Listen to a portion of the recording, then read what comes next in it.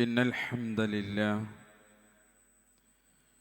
نحمده ونستعينه ونستغفره ونعوذ بالله من شرور أنفسنا ومن سيئات أعمالنا من يهد الله فلا مضل له ومن يضلله فلا هادي له وأشهد أن لا إله إلا الله وحده لا شريك له وأشهد أن محمدًا عبده ورسوله أرسله بالهدى ودين الحق ليظهره على الدين كله وكفى بالله شهيدا. اللهم صل على محمد وعلى آل محمد كما صليت على إبراهيم وعلى آل إبراهيم إنك حميد مجيد. اللهم بارك على محمد وعلى آل محمد كما باركت على إبراهيم وعلى آل إبراهيم إنك حميد مجيد. أعوذ بالله من الشيطان الرجيم. بسم الله الرحمن الرحيم. يا أيها الذين آمنوا اتقوا الله حق تقاته ولا تموتن إلا وأنتم مسلمون. يا أيها الناس اتقوا ربكم الذي خلقكم من نفس واحدة وخلق منها زوجها وبث منهما رجالا كثيرا ونساء واتقوا الله الذي تساءلون به والأرحام إن الله كان عليكم رقيبا. يا أيها الذين آمنوا اتقوا الله وقولوا قولا سديدا يصلح لكم أعمالكم ويغفر لكم ذنوبكم ومن يطع الله ورسوله فقد فاز فوزا عظيما.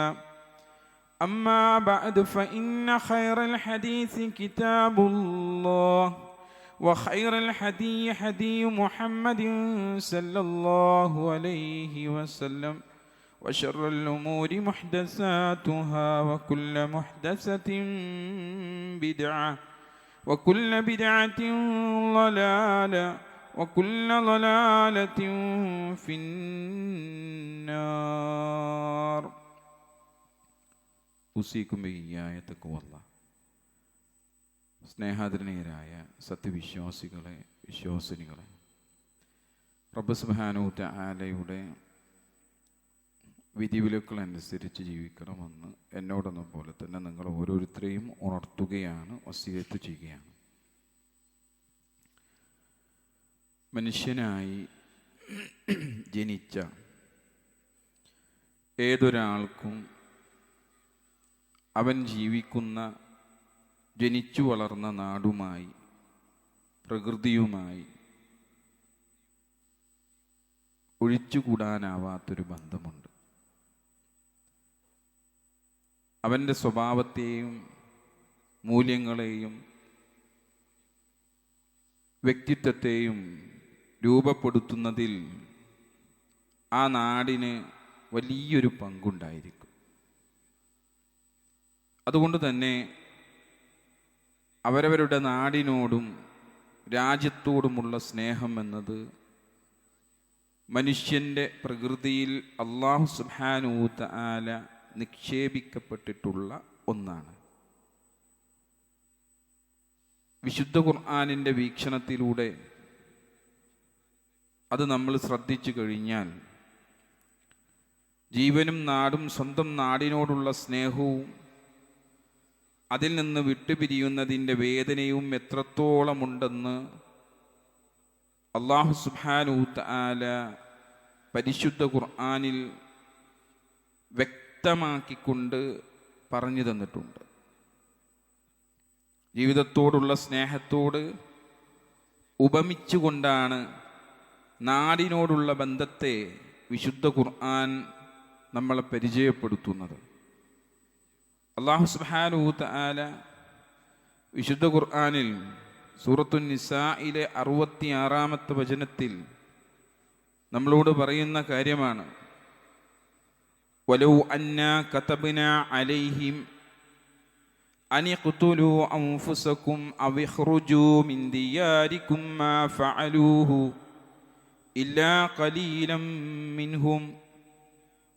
ഒരാളോട് സ്വന്തം ജീവൻ വധിക്കാൻ പറയുന്നതും സ്വന്തം നാട്ടിൽ നിന്ന് ഇറങ്ങിപ്പോകാൻ പറയുന്നതും ഒരുപോലെ കഠിനമായ കാര്യമാണ്.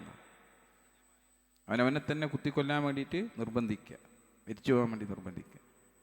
അതുപോലെ തന്നെ രാജ്യത്ത് നിന്ന് പുറത്തു പോ എന്ന് പറയുന്നതും ഒരുപോലെയുള്ള കാര്യമാണെന്ന്. ഇത് കാണിക്കുന്നത് ഒരു വിശ്വാസിക്ക് തൻ്റെ നാട് ജീവന് തുല്യം പ്രിയപ്പെട്ടതാണ് എന്നാണ് അല്ലാഹു സുബ്ഹാനഹു വ തആല നമ്മളെ പഠിപ്പിക്കുന്നത്. വിശ്വാസ സംരക്ഷണത്തിനായി മറ്റു മാർഗങ്ങളൊന്നുമില്ലാത്ത ഘട്ടത്തിൽ മാത്രമാണ് നാട് വിട്ട് പോവാൻ, ഹിജറ പോകുവാൻ എന്ത് ചെയ്തിട്ടുള്ളത്, നമ്മളോട് കൽപ്പിക്കപ്പെട്ടിട്ടുള്ളത്. നമ്മുടെ വിശ്വാസം അനുസരിച്ച് ജീവിക്കാൻ നമുക്ക് ഈ നാട്ടിൽ സാധിക്കുന്നില്ല, പൂർണ്ണമായി സാധിക്കാത്ത അവസ്ഥയായി എന്ന് കരുത്. അങ്ങനെയുള്ളൊരു ഘട്ടം വരുമ്പോൾ മാത്രമാണ് എന്ത് ചെയ്യേണ്ടത്, നമ്മൾ ഈ നാട് വിട്ട് പോവേണ്ടതുള്ളൂ, ഹിജറ പോവേണ്ടതുള്ളൂ, ഇസ്ലാം അനുസരിച്ച് ജീവിക്കാൻ പറ്റാത്ത അവസ്ഥ വരുമ്പോൾ. അപ്പോൾ വ്യക്തിത്വവും നാടിനോടുള്ള സ്നേഹവും ഒരു വ്യക്തിയുടെ ഉയർന്ന സ്വഭാവത്തിൻ്റെയും ഉത്തമമായ വ്യക്തിത്വത്തിൻ്റെയും അടയാളമായി പണ്ഡിതന്മാർ എണ്ണുന്നത് അവൻ്റെ നാടിനോടുള്ള സ്നേഹത്തെയാണ് എന്ത് ചെയ്യുന്നത്, എണ്ണുന്നത്. പണ്ഡിതന്മാരുടെ വാക്കുകൾ നോക്കിക്കഴിഞ്ഞാൽ നമുക്ക് കാണാൻ സാധിക്കും, ഫൻളുർ ഇലാ ഹനീനിഹി ഇലാ വതനി വതശവ്വുഖിഹി ഇലാ ഇഖ്വാനിഹി വബുകാഇഹി അലാ മാ മളാ മിൻ സമാനിഹി. ഒരാളുടെ വ്യക്തിത്വം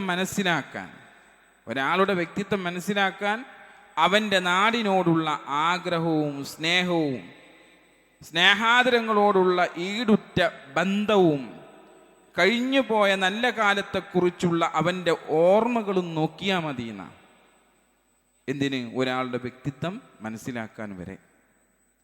അള്ളാഹു സൃഷ്ടികളിൽ നിക്ഷേപിച്ച ഈ പ്രകൃതി സഹജമായ ഗുണത്തെക്കുറിച്ച് മഹത്തുക്കൾ നമുക്ക് എന്ത് ചെയ്യുന്നുണ്ട്, വിശദീകരിച്ച് നൽകുന്നുണ്ട്. എന്താണ് പറയുന്നത്? സലാസു ഖിസാലും ഫീ സലാസത്തിൻ മിനൽ ഹയവാൻ. ചില മൃഗങ്ങളിലേക്ക് ഉപമിച്ചുകൊണ്ടാണ് പറയുന്നത്.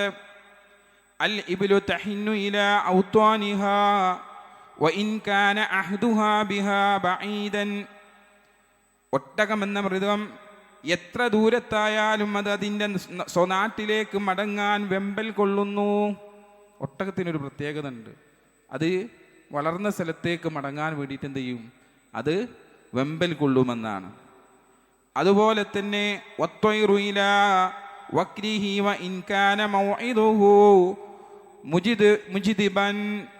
പക്ഷി അതിൻ്റെ കൂട് നിൽക്കുന്ന സ്ഥലം വരണ്ടതാണെങ്കിലും ആ കൂട്ടിലേക്ക് തന്നെ എന്ത് ചെയ്യും, അത് പറന്നെത്തും. വൈകുന്നേരമായി രാവിലെ ഇറങ്ങിപ്പോയി കഴിഞ്ഞാൽ അതതിൻ്റെ വീട്ടിലേക്ക് തന്നെ പറന്നെത്തും. വൽഇൻസാനു ഇലാ വതനിഹി വഇൻ കാന ഗൈറുഹു അക്സറ നഫഅൻ.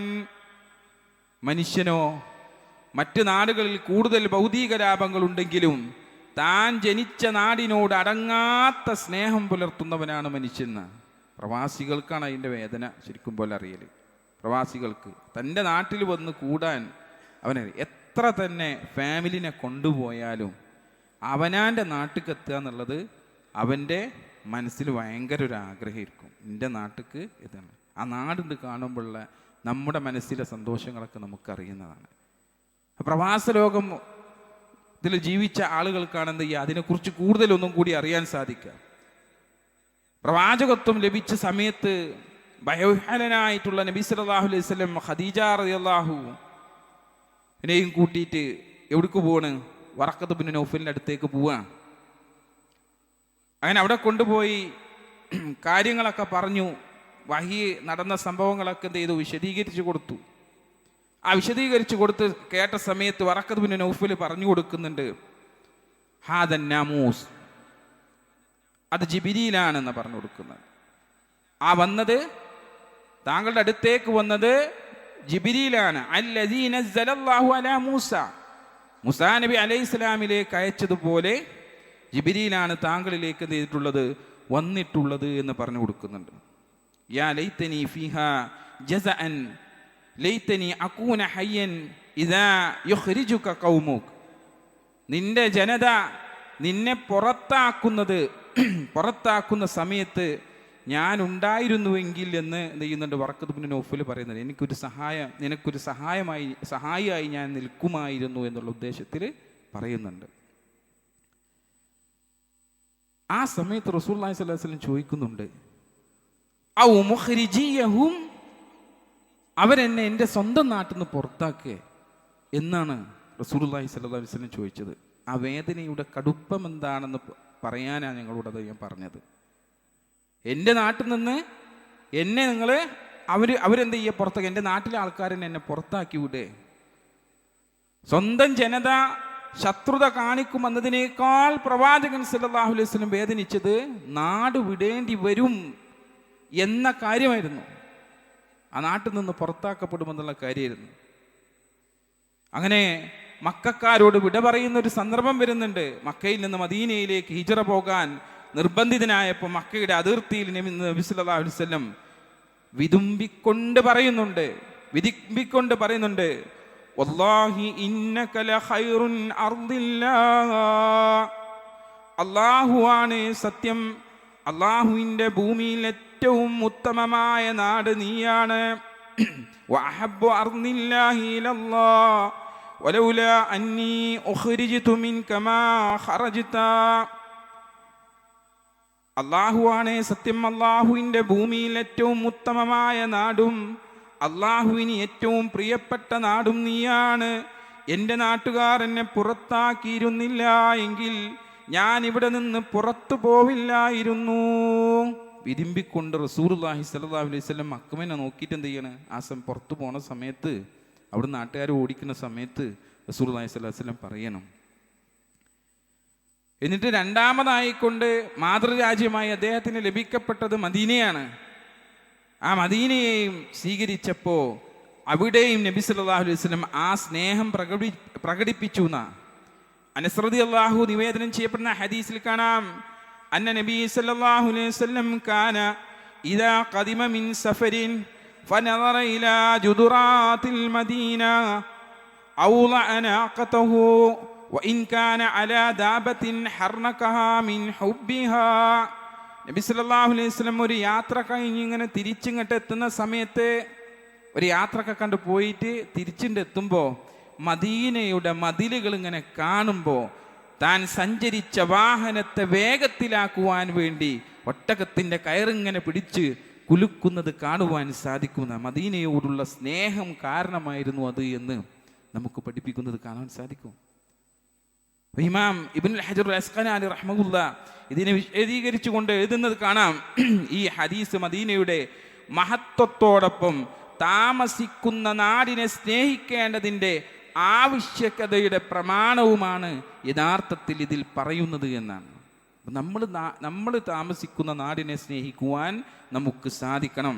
സ്വഹാബാക്കളുടെ ജീവിതം എടുത്തു നോക്കിയാൽ, മുആവിയ റളിയല്ലാഹുവിൻ്റെ ഭാര്യയായ സിറിയയിലെ കൊട്ടാരത്തിൽ കഴിഞ്ഞിരുന്ന ഗ്രാമീണ വനിതയായിരുന്ന മൈസൂൻ, അവർ കഴിഞ്ഞിരുന്ന ഇവിടെ ഒരു കൊട്ടാരത്തിലാണ് അവർക്ക് സൗകര്യങ്ങൾ ഒരുക്കി കൊടുത്തിരുന്നത്.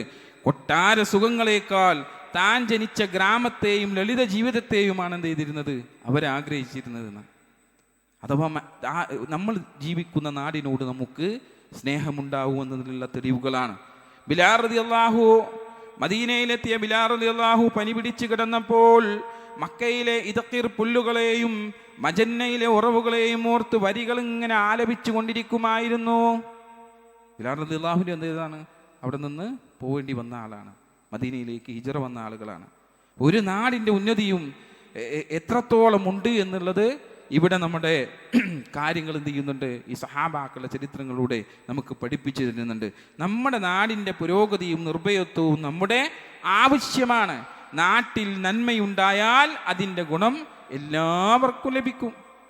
നാട്ടിൽ നന്മ ഉണ്ടായാൽ അതിൻ്റെ ഗുണം എല്ലാവർക്കും ലഭിക്കും. ഇനി കുഴപ്പങ്ങളാണോ ഉണ്ടാകുന്നത് എങ്കിൽ അതിൻ്റെ പ്രയാസം വരും, എല്ലാവരും എന്ത് ചെയ്യേണ്ടി വരും?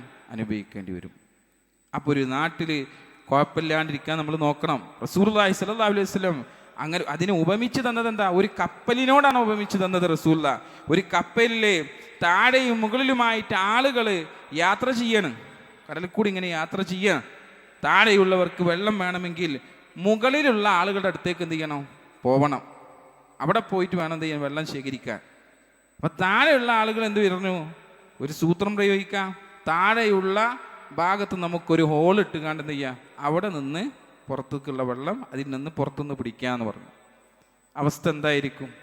അത് തടയപ്പെട്ടില്ല എന്നുണ്ടെങ്കിൽ അവസ്ഥ എന്തായിരിക്കും? ആ കപ്പൽ മുങ്ങുമെന്നുള്ള കാര്യത്തിൽ യാതൊരു സംശയവും വേണ്ട. കാരണം താഴെ ഹോളിട്ട് കഴിഞ്ഞാൽ അടിയിലെ വെള്ളം എന്ത് ചെയ്യും? അതിൽ കൂടി കയറി കപ്പൽ മുഴുവനും താന്നു പോകും.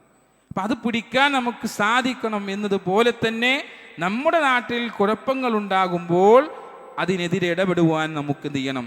സാധിക്കണമെന്നർത്ഥം. കുഴപ്പങ്ങളില്ലാതിരിക്കാൻ നമ്മൾ ഈ വർത്തമാന കാലത്ത് നമ്മൾ ശ്രദ്ധിക്കേണ്ടതുണ്ട് എന്നാണ്. ഫസാദുകളൊന്നും വരാണ്ടിരിക്കാൻ ശ്രദ്ധിക്കണം. നാട്ടിൽ വർഗീയതയും ഭിന്നതയും വിദ്വേഷങ്ങളൊക്കെ വളർത്താൻ ചില ശക്തികൾ ശ്രമിക്കുന്ന കാലമാണ് ഇന്നത്തെ ഈ കാലമെന്ന് പറയുന്നത്.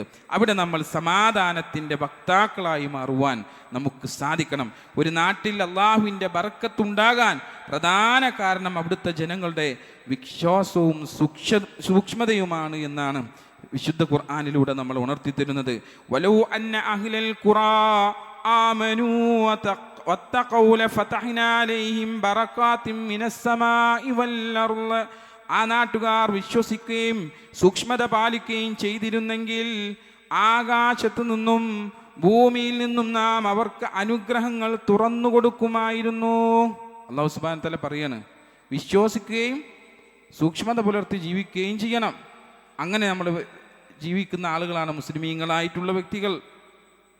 അപ്പം ആ നാട്ടിലുള്ള അനുഗ്രഹം എന്ന് പറയുന്നത് എന്താ? അതാണ് വിശ്വസിക്കുക, അള്ളാഹുവിൽ വിശ്വസിക്കുകയും സൂക്ഷ്മത പുലർത്തി ജീവിക്കുകയും ചെയ്യുന്ന ആളുകളാവുക എന്നുള്ളത്. അപ്പോഴേ അല്ലാഹു സുബ്ഹാനഹു വ തആല എന്ത് ചെയ്യുള്ളൂ? നമുക്ക് ബർക്കത്തുകൾ ചൊരിഞ്ഞു തരികയുള്ളൂ. ആ ബർക്കത്തുകൾ ലഭിച്ചുകൊണ്ടാണ് എല്ലാവരും ആ നാട്ടിൽ ജീവിക്കുക. പിന്നെ അവരെ തടയാൻ നിന്ന് കഴിഞ്ഞാൽ അത് നഷ്ടമാകുന്ന രൂപത്തിലേക്ക് എന്ത് ചെയ്യും?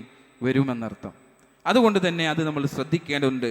അതുപോലെ തന്നെ രാജ്യത്തിൻ്റെ സമാധാനത്തിനും ക്രമസമാധാനത്തിനും ഭരണാധികളെ അനുസരിക്കൽ എന്താണ്? ആവശ്യമാണ്. ഭരണാധികാരികളെ അനുസരിക്കുക എന്നുള്ളത് ആവശ്യമാണ്. അനുസരണ എന്നുള്ളത് തെറ്റുള്ള കാര്യമല്ല. അള്ളാഹുവിനെ മാത്രം അനുസരിക്കണം എന്നല്ലതല്ല പറയുന്നത്.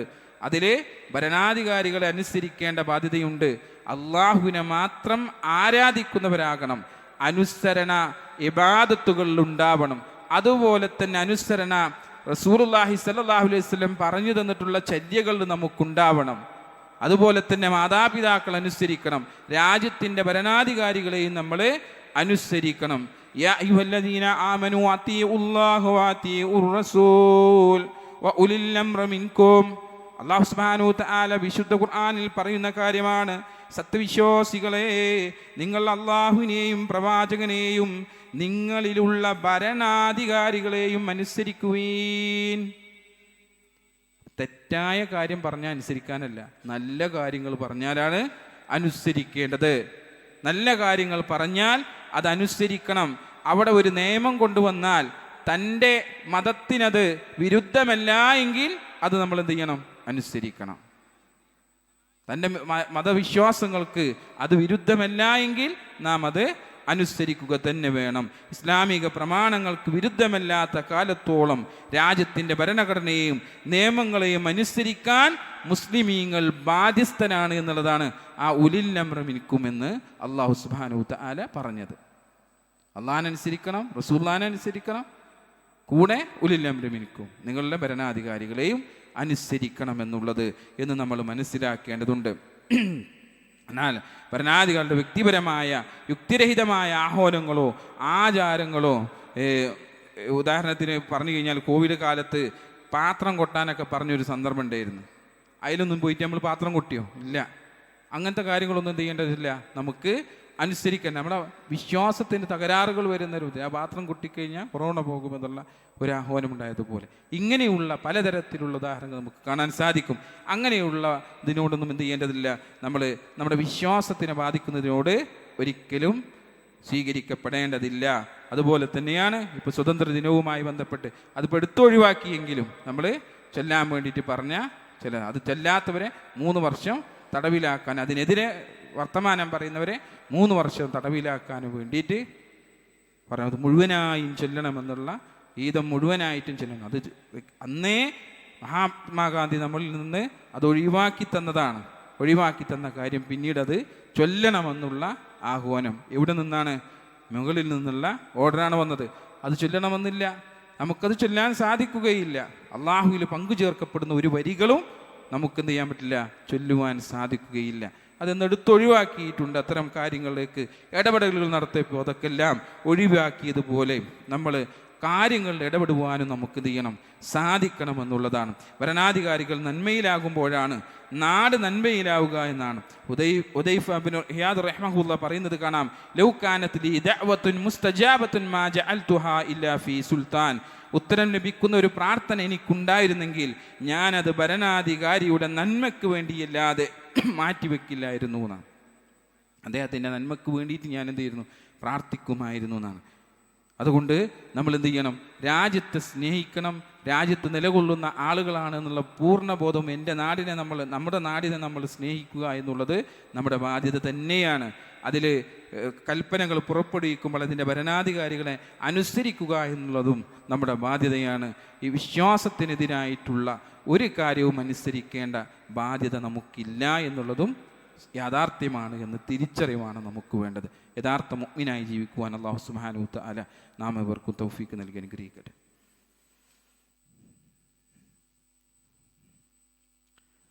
അൽഹംദുലില്ലാഹ് സ്വലാത്തു വസ്സലാമു അലാ റസൂലിൽ അമീൻ വ അലാ ആലിഹി അജ്മഈൻ അമ്മാ ബഅദ്. പ്രിയ നിറഞ്ഞ സത്യവിശ്വാസികളെ, വിശ്വാസിനികളെ, റബ്ബ് സുബ്ഹാനഹു വ തആലയുടെ വിധിവിലക്കുകൾ അനുസരിച്ച് ജീവിക്കണമെന്ന് ഒരിക്കൽ കൂടി നിങ്ങൾ ഓരോരുത്തരെയും ഉണർത്തുകയാണ്, വസിയ്യത്ത് ചെയ്യുകയാണ്. നമ്മുടെ രാജ്യത്തെ സംബന്ധിച്ച് ഒരു ജനാധിപത്യ രാജ്യമാണ്. ഭരണഘടന നൽകുന്ന അവകാശങ്ങൾ സംരക്ഷിക്കാനും ഭരണഘടനാ മൂല്യങ്ങളെ തകർക്കാൻ ശ്രമിക്കുന്ന തിന്മയുടെ ശക്തികളെ തോൽപ്പിക്കാനും രാഷ്ട്രീയപരമായും സാമുദായികമായും നാം ബോധവാന്മാരാകേണ്ടതുണ്ട്. ഇലക്ഷനുകളിലും പൊതുവിഷയങ്ങളിലൊക്കെ കൃത്യമായിട്ടുള്ള ഇടപെടലുകൾ നടത്താനൊക്കെ നമുക്ക് എന്ത് ചെയ്യണം, സാധിക്കണം. അതിൽ നിന്നൊക്കെ മാറി ഇന്ന് നമുക്ക് ആരാധനാ സ്വാതന്ത്ര്യവും ദീൻ പ്രബോധനം ചെയ്യാനുള്ള സൗകര്യങ്ങളൊക്കെ ഉണ്ട്. എന്നിട്ട് പോലും അതിൽ നിന്ന് മാറി നിന്ന് ജീവിക്കുന്ന പല ആളുകളുണ്ട്. ആ കൂട്ടത്തിൽ എന്ത് ചെയ്യാൻ പാടില്ല, അങ്ങനെ മാറി നിന്ന് ജീവിക്കുന്ന ആളുകളായി മാറാൻ പാടില്ല. അത് നമ്മുടെ സമുദായത്തിന് തന്നെ ബുദ്ധിമുട്ടുണ്ടാക്കുന്ന കാര്യമായി മാറും. അതുകൊണ്ട് എന്തെല്ലാം നമുക്ക് ദീനിനെതിരില്ലാത്ത കാര്യങ്ങളുണ്ടോ അതിലെല്ലാം ഇടപെടേണ്ട ആവശ്യം നമുക്കുണ്ട് എന്നുള്ളത് നാം ബോധവാന്മാരാവുക. ഈ സൗകര്യങ്ങൾ പരമാവധി പ്രയോജനപ്പെടുത്തി മാതൃകാ മുസ്ലിമായിട്ട് ജീവിക്കാനും അതുപോലെ തന്നെ ഇസ്ലാമിൻ്റെ കാരുണ്യം മറ്റുള്ളവർക്ക് പരിചയപ്പെടുത്തി കൊടുക്കാനൊക്കെ നമ്മൾ എന്ത് ചെയ്യേണ്ടതുണ്ട്, ശ്രദ്ധിക്കേണ്ടതുണ്ട്. നമുക്ക് മതം പ്രചരിപ്പിക്കുവാനുള്ള സ്വാതന്ത്ര്യം നമ്മുടെ നാട്ടിലുണ്ട്. അത് ഉപയോഗപ്പെടുത്തി പരമാവധി മതം പ്രബോധനം ചെയ്യുക എന്നുള്ളതാണ്. ആളുകളെ നന്മയിലേക്ക് നയിച്ചു കൊണ്ടുവരിക. എല്ലാവരെയും റബ്ബ് സുബ്ഹാനഹു വ തആല സൃഷ്ടിക്കപ്പെട്ടതാണ്. അവൻ്റെ അടിയാറുകളാണ് എല്ലാ ആളുകളും. മുസ്ലിമീങ്ങൾ മാത്രമല്ല, ഈ ഭൂമിയിലുള്ള എല്ലാവരും അവൻ്റെ അടിയാറുകളാണ്. ഒക്കെ ആദം നബി അലൈഹി ഇസ്ലാമിൻ്റെ പിൻഗാമികളാണ്. നമുക്കങ്ങനെയാണ് എല്ലാവരും. അവരൊക്കെ ഓരോ വിശ്വാസങ്ങൾ സ്വീകരിച്ചു എന്നുള്ളതെല്ലാം ആദം നബിയുടെ അനുയായികളാവാതായിരിക്കില്ല. കാരണം അള്ളാഹു സുബ്ഹാനഹു വ തആല ആദ്യമായി മനുഷ്യ സൃഷ്ടിപ്പ് നൽകിയിട്ടുള്ളത് ആദം നബിയാണ്. അതിൽ നിന്ന് വന്ന മനുഷ്യന്മാരാണ് ഈ കണ്ട ആളുകൾ മുഴുവനും. ഈ ലോകത്തുള്ള കഴിഞ്ഞുപോയ എല്ലാ ആളുകളും അതിൽ നിന്നുള്ളതാണ്. അവർക്കൊക്കെ കൂടിയുള്ള ആഹ്വാനമാണ് വിശുദ്ധ ഖുർആൻ എന്നുള്ളത്. അപ്പം അത് പ്രചരിപ്പിക്കുകയും അത് പഠിപ്പിക്കുവാനും നമ്മൾ എന്ത് ചെയ്യണം, ശ്രദ്ധിക്കണം. അതിന് യാതൊരു തടസ്സവും എന്തില്ല, നമ്മുടെ രാജ്യത്തെ സംബന്ധിച്ചിടത്തോളം ഇന്നുവരെ ഇല്ല. അതുകൊണ്ട് നമുക്ക് കിട്ടിയ അവസരങ്ങൾ നമ്മൾ പരമാവധി ഉപയോഗപ്പെടുത്തി ആളുകളെ ദീനിലേക്ക് എത്തിക്കുവാൻ വേണ്ടി, ദീനിലെത്തിച്ച് അവരെ സ്വർഗത്തിലേക്ക് എത്തിക്കുവാനുള്ള നടപടിയുമായി കൊണ്ട് മുന്നോട്ട് നമ്മൾ പോവേണ്ടതുണ്ട് എന്നർത്ഥം. അതോടൊപ്പം തന്നെ രാജ്യസ്നേഹത്തോടു കൂടി ഇതിൽ നിലകൊള്ളുവാനും നമുക്ക് സാധിക്കണം. രാജ്യത്തിനെതിരായുള്ള ഒരു കാര്യങ്ങളും എന്ത് ചെയ്യരുത്, നമ്മുടെ ഭാഗത്ത് നിന്ന് ഉണ്ടാവരുത്. അത്തരത്തിലുള്ള പ്രവർത്തനങ്ങളിൽ ഏർപ്പെട്ട് കഴിയുന്നത് വളരെ ഗുരുതരമായിട്ടുള്ള വീഴ്ച തന്നെയാണ് എന്നുള്ളത്, നമ്മുടെ ദീനിന് തന്നെ എതിരാണ് എന്നുള്ളതാണ് ഇന്നത്തെ ഖുത്ബയിലൂടെ ഞാനിപ്പോൾ നിങ്ങൾക്ക് സൂചിപ്പിക്കുന്നത്. രാജ്യസ്നേഹം എന്നുള്ള റസൂലുള്ള പറഞ്ഞതാണ്. അത്തരത്തിൽ ഈ ഒഴിഞ്ഞു നിൽക്കുന്ന ആളുകൾ പറയുന്ന കാര്യമാണ്. അത്തരത്തിലുള്ള കാര്യങ്ങളൊന്നും ഇല്ലാത്ത രൂപത്തിലാണ് എന്ത് ചെയ്യുന്നത്, സംസാരിച്ചു കൊണ്ടിരിക്കുന്നത്. എന്നിട്ടൊരു പള്ളിയുടെ മൂലയിലേക്ക് കണ്ട് മാറിക്കുക, വെറും നിസ്കാരം, നോമ്പ്, അങ്ങനെ ഇതന്നെ മാത്രം. അങ്ങനെയല്ല, ആ രാജ്യത്തെ സ്നേഹിക്കുന്നതോടൊപ്പം തന്നെ എന്നിട്ട് രാജ്യത്തിനെതിരായിട്ടുള്ള, ഇവിടെ നിൽക്കാൻ പറ്റൂല, ഇവിടെ നിന്ന് കഴിഞ്ഞാൽ വളരെ ബുദ്ധിമുട്ടാണ്, എനിക്കിവിടെ ജീവിക്കാൻ പറ്റുന്നില്ല എന്ന് പറഞ്ഞിട്ട് ഈ ആളുകളൊക്കെ ഒരുമിച്ച് കൂട്ടിയിട്ട് ആ ആളുകളുമായിട്ട് യമനിലേക്കും അതേപോലെ തന്നെ മറ്റുള്ള നാടുകളിലേക്കൊക്കെ പോകുന്ന അവസ്ഥ, തീവ്രവാദികളായിക്കൊണ്ട് മുദ്ര കുട്ടപ്പെട്ട് പിന്നീട് പിടിക്കപ്പെടുന്ന അവസ്ഥ, അതിൽ പോയി ചാടരുത് എന്നാണ് എനിക്ക് നിങ്ങളോട് ഉപദേശിക്കാനുള്ളത്. നമ്മുടെ നാടിനനുസരിച്ച് നാം എന്ത് ചെയ്യുക, ജീവിതം നിലനിർത്തുക, ദീനീപരമായി കൊണ്ട് തന്നെ ജീവിതം നിലനിർത്തി ഇവിടെ ജീവിച്ച് ഇവിടെ പ്രബോധനം ചെയ്ത് ജീവിക്കാൻ വേണ്ടി നമ്മൾ എന്ത് ചെയ്യുക, ശ്രദ്ധിക്കുക. അല്ലാഹു സുബ്ഹാനഹു വ തആല അതിനുള്ള തൗഫീക്ക് നമുക്കെല്ലാവർക്കും നൽകി അനുഗ്രഹിക്കട്ടെ. അതോടൊപ്പം നിങ്ങളോട് സൂചിപ്പിക്കാനുള്ളത്, മലപ്പുറം സൗത്ത് ജില്ലാ സമ്മേളനം ഇൻഷാ അല്ലാഹ് ഈ വരുന്ന 23 ഞായറാഴ്ച നടക്കുന്നുണ്ട്. നമ്മുടെ തിരൂർ ടൗൺ ഹാളിൽ വെച്ചിട്ടാണ് ഇൻഷാ അല്ലാഹ് നടക്കുന്നത്. 9 മണി മുതൽ 4:30 വരെയാണ് അതിൻ്റെ ക്യാമ്പിൻ്റെ സമയം. ഇൻഷാ അല്ലാഹ് അതിൽ പരമാവധി പങ്കെടുക്കാൻ കഴിയുന്ന എല്ലാ ആളുകളും പങ്കെടുക്കാൻ വേണ്ടിയിട്ട് ഇൻഷാ അല്ലാഹ് ശ്രദ്ധിക്കുക. മൂല്യങ്ങൾ പകരാം, തലമുറകളെ വളർത്താം എന്ന ഇതോട് കൂടിയിട്ടാണ് ഇൻഷാ അല്ലാഹ്, തലക്കെട്ടോട് കൂടിയിട്ടാണ് ആ പ്രോഗ്രാം. തലമുറകളെ വളർത്തുക എന്നുള്ളത് വലിയ കാര്യമാണ് എന്നുള്ളത് നമ്മൾ, അപ്പോൾ തലമുറകളുമായിട്ടാണ് എന്ത് ചെയ്യേണ്ടത്, അതിലേക്ക് പോവേണ്ടത്. നമ്മുടെ തലമുറകളെ നമ്മുടെ മക്കളുമായിട്ട് എന്ത് ചെയ്യുക, അതിൽ പങ്കെടുക്കാൻ വേണ്ടിയിട്ട് ശ്രദ്ധിക്കുക. അല്ലാഹു സുബ്ഹാനഹു വ തആല അനുഗ്രഹിക്കട്ടെ. നമ്മളിൽ നിന്ന് വന്നു പോയിട്ടുള്ള എല്ലാ തെറ്റുകുറ്റങ്ങളും അല്ലാഹു സുബ്ഹാനഹു വ തആല പുറത്തു മാപ്പാക്കി തരട്ടെ. രോഗികളായിട്ടുള്ള ഒരുപാട് ആളുകൾ നമുക്കിടയിലുണ്ട്. അല്ലാഹു സുബ്ഹാനഹു വ തആല അവർക്കെല്ലാം ശിഫ നൽകി അനുഗ്രഹിക്കട്ടെ. اللهم اغفر للمؤمنين والمؤمنات والمسلمين والمسلمات الأحياء منهم والأموات إنك مجيب الدعوات يا قاضي الحاجات. اللهم أعز الإسلام والمسلمين وأذل الشرك والمشركين. ربنا آتنا في الدنيا حسنة وفي الآخرة حسنة وقنا عذاب النار. آمين برحمتك يا أرحم الراحمين. وأقم الصلاة.